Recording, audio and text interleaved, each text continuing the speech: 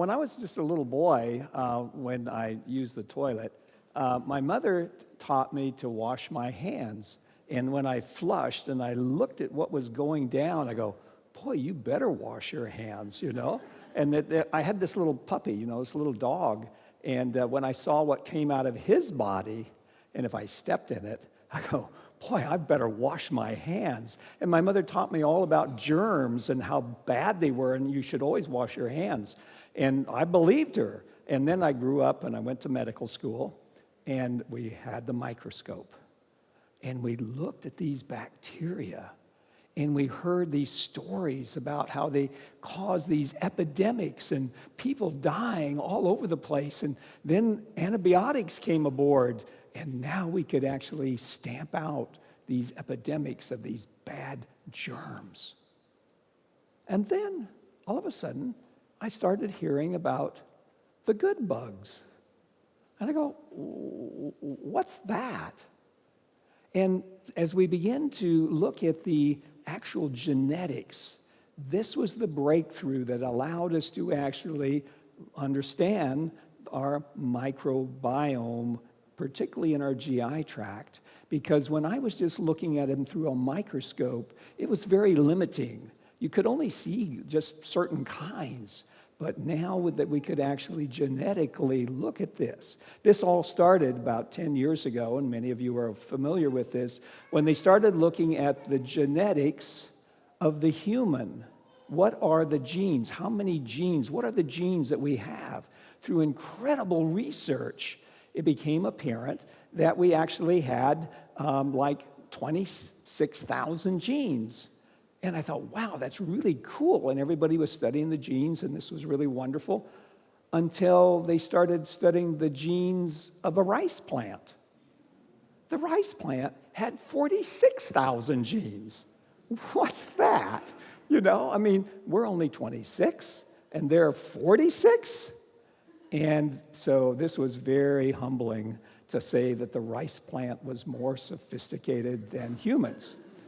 So then about 5 years ago, everybody got busy, and they started to do the genome of the bacteria that resides inside of our body. Guess how many genes there are there? 100,000 genes. And so we begin to look at, what are these bugs? Who are these? What are these? So there's like 100 trillion of them. When we think of cells of our body, our biome describes 90% of all the cells. We're only 10%. So we just heard how wonderful it is to look at the astronomy and be humbled. Well, I would suggest we probably just need to look inside of us and really get humble, because the other is way beyond this. So these genes are incredible. There's about 1,000 different varieties, and then when we look at the species and sort of like that, it's incredible how diverse this whole environment, this whole biome is, and it just resides in some just humble you and me. Well, okay, let's team up with our bugs. So we're 26,000 and they're 100,000. Wow. Now we can trump the rice plant. So we better stay joined with them. So we begin to do, what actually does this biome do for us? So we first think of fermentation. Talk about a microbrewery. You know, right here in our right colon, right here, these bugs are actually fermenting, because this does a lot of good things, and they produce about the equivalent of a can of beer every day. And oh, yeah, that's true. And so, of course, we handle it quite nicely and so on. We don't get tipsy with that much. And so in this process of fermentation, some very important things are created, and they're called short-chain fatty acids. These short-chain fatty acids are critical to our immune system. So if you breed a little mouse that has no biome, this little creature is very vulnerable to infections and so on. And so in many ways, this is quite dramatic. And we wonder, where does this biome come from? Because the little human, when he's just inside the uterus, he doesn't have a lot of bugs. This is kind of coming in question here like right now. But so far, we've always thought of it being kind of sterile inside there. But when this little child goes through the birth canal and is breastfed, that is where the microbiome starts. This is critical to the life of this child. And our C-section babies and our babies that don't get breastfed, this is very difficult. So now, in modern places and hospitals that understand this, if the little child has to be born by C-section, a vaginal swab is actually taken and placed in the child's face and mouth so that it can actually become a microbiome positive creature. Otherwise, the immune system would not develop. So this is very, very vital. So that's kind of the positive side of the fermentation. But there's a negative side to this, and this is where, remember all these cells, these thousands of different kinds of bacteria. Like most of life, it's about a balance. And when they are not balanced, we call it a dysbiosis. When that begins to happen, we find that it starts causing diseases. You know the word irritable bowel syndrome. Some of you may actually have it. You know, diarrhea, constipation, abdominal cramps, all these kind of things. You know about colitis. You've heard of people that have colitis. These kinds of things are when there is a dysbiosis. There's an imbalance between the good bugs and the bad bugs. Also, we're beginning to understand that a lot of what is called autoimmune diseases, such as rheumatoid arthritis, multiple sclerosis, these kind of things may indeed be associated with an imbalance in our microbiome. So another thing that our bugs do is they harvest calories. Now, if you're starving to death and you're having to eat a lot of grasses and grains and things that have a lot of fiber, your body can only absorb a certain number of calories. And we can't absorb normally any calories from fiber. Fiber just goes down to the biome. And the biome actually will harvest from the fiber, will actually harvest an extra 10 to 15% of the calories from that food we've eaten. This is how humanity has survived very, very severe circumstances. But just as there's a positive, there's also a negative.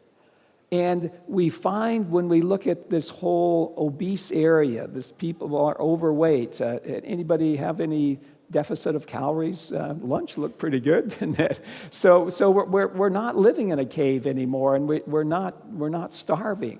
So this good thing can then become a bad thing, particularly if we tend towards these particular kind of bugs. They're called Firmicutes. It's a big family group, and they harvest extra calories. So when we actually look at the biome of people who are overweight or people who have diabetes, they tend to have a lot more of this Firmicutes family. Are you following me? Do you see where this is starting to lead? What if we begin to change the biome to a more balanced biome for people that were overweight?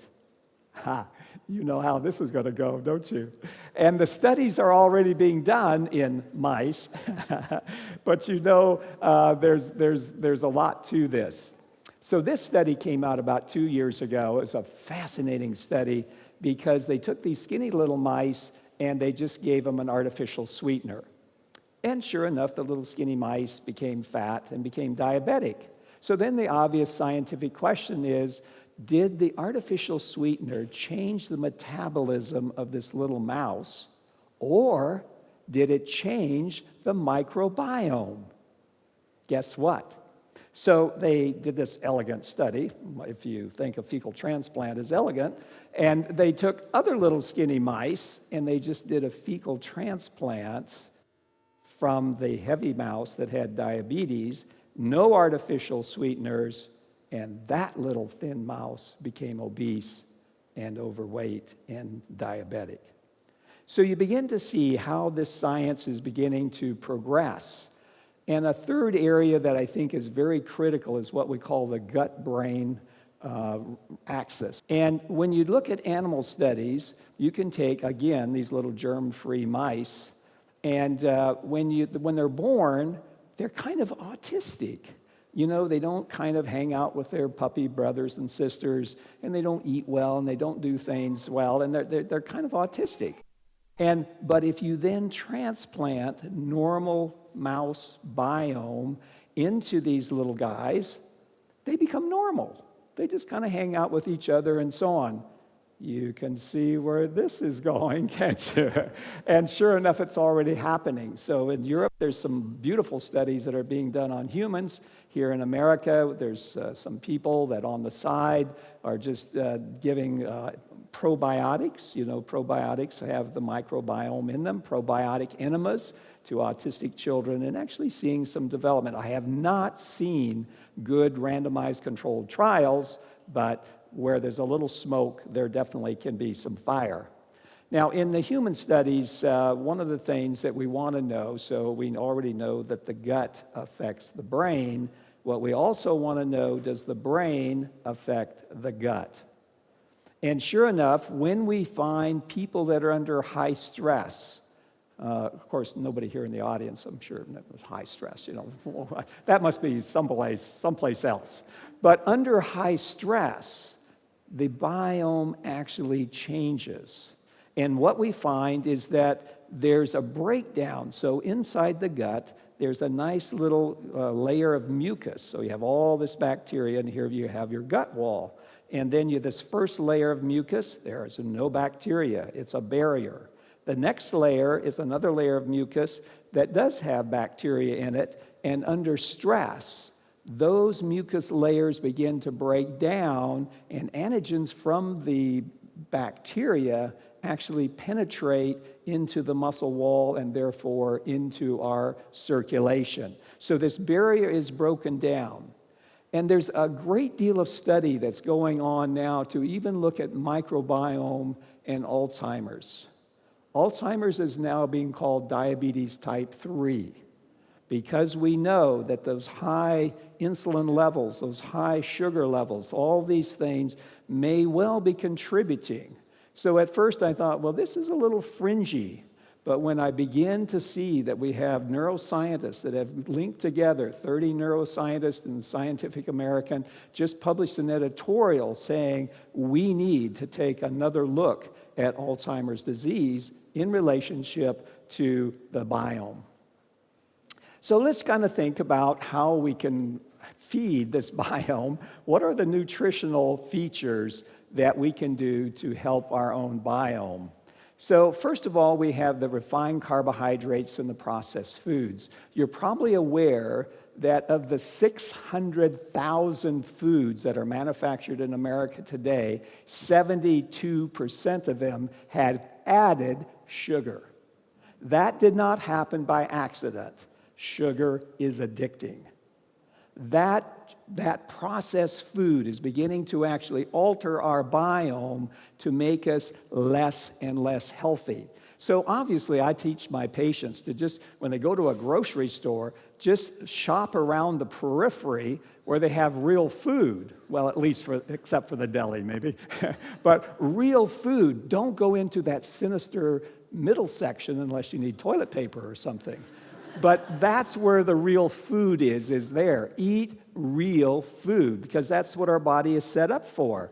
And then eating our vegetables, and a lot of the fermented vegetables, so your kimchi and your sauerkraut and your kefir and your yogurt, all of these natural biome foods should be part of our everyday diet.